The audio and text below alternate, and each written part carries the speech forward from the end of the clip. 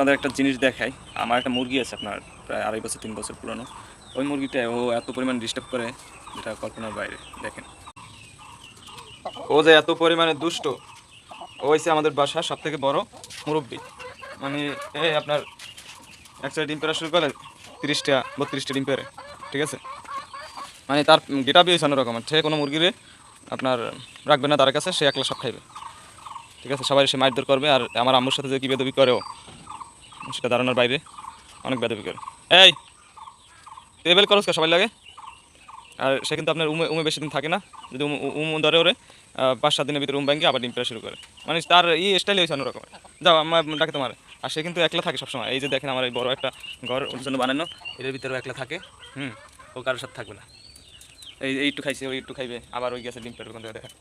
এই দেখছেন অলরেডি আর একটা ডিম পারছে।